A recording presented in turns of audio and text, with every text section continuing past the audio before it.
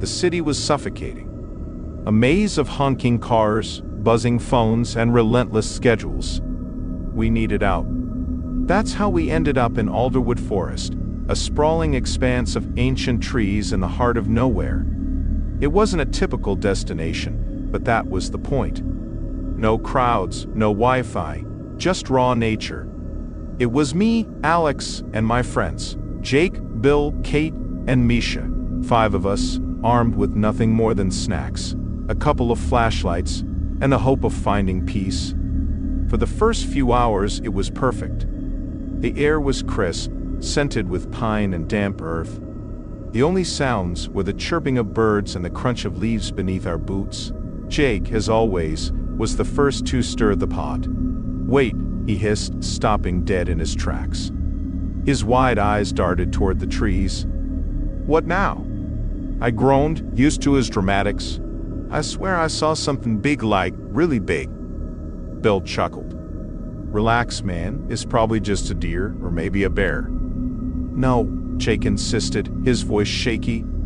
"It wasn't a bear. It moved weird. Too fast. It was huge."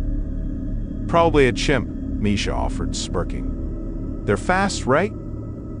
"Not around here, they're not," Bill corrected, his inner nature nerd kicking in. We laughed it off and kept walking, but I noticed Jake glancing over his shoulder more than usual. The trail led us deeper into the forest, where the trees grew taller and denser. That's when we saw it, a tree unlike any we'd ever seen. Towering and twisted, its bark a deep, almost blood-red hue, with sinewy branches reaching out like skeletal arms. "Whoa," Kate breathed. "What is that?" "Pacific yew," Bill announced, running his hand over the bark. "Super rare, especially this size. This thing must be hundreds of years old." We gathered around it, marveling at its eerie beauty. But the moment was shattered by a piercing scream. "Kate!" I yelled, spinning around. She was sprinting toward us, her face pale and streaked with tears. "Run!" she screamed, her voice cracking. "Something's chasing me." "What, who?" I grabbed her arm as she reached us. "I don't know," she sobbed. "It's huge, not normal." My stomach nodded, but Bill and I exchanged a look. Neither of us was the type to run without a reason. "Stay with them," I told Jake. "We'll check it out." "Are you insane?" Kate grabbed my sleeve. "You can't."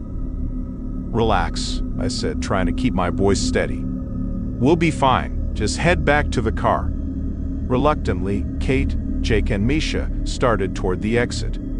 Bill and I, flashlights in hand, ventured into the darkness. The forest felt different now. The air was heavier, and every sound seemed amplified. The rustle of leaves, the distant hoot of an owl, our own footsteps crunching against the dirt. "Probably just a bear," I muttered, more to fill the silence than anything else. Bill wasn't convinced. "Bears don't chase people like that, and they don't make people scream like that." Then we heard it. A roar, low and guttural, unlike anything I'd ever heard.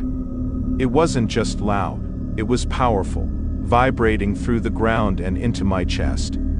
Bill froze. "That's not a bear." "No kidding," I muttered, my heart pounding.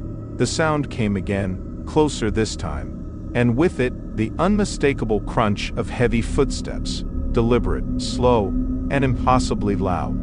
We moved toward the sound, our flashlights sweeping the trees. Bill had his camera out, filming everything. "Hey," he called. "If someone's out there, show yourself." "Shut up," I hissed, elbowing him. Then we saw it. At first, it was just a shadow, huge and hunched, moving between the trees. But as it stepped into the moonlight, my breath caught in my throat. It was a creature, but not like any animal I'd ever seen. It stood easily 12 feet tall, its massive frame covered in thick, matted fur. Its eyes glowed faintly amber, piercing through the darkness. Its face, it was almost human, but distorted. Flattened nose, wide jaw and teeth that glinted in the pale light. Its arms were long, almost dragging the ground, ending in hands with clawed fingers. Bill's camera slipped from his grasp, thudding against the forest floor. "Alex," he whispered. I didn't reply. My body moved on instinct, grabbing his arm and pulling him backward. "Run!" I managed to croak. The creature roared again, louder this time, the sound rattling my very bones, and then it moved.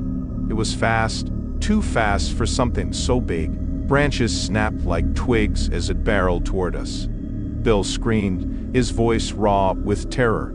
"Don't look back," I yelled, dragging him with me as we bolted through the forest. My legs burned, my lungs screamed for air, but I didn't stop.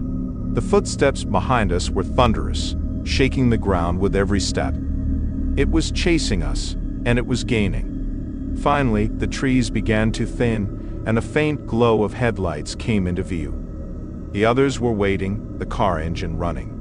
We burst out of the forest, scrambling into the car. "Go!" I screamed. Jake didn't need to be told twice. He floored it, the tires kicking up dirt as we sped away.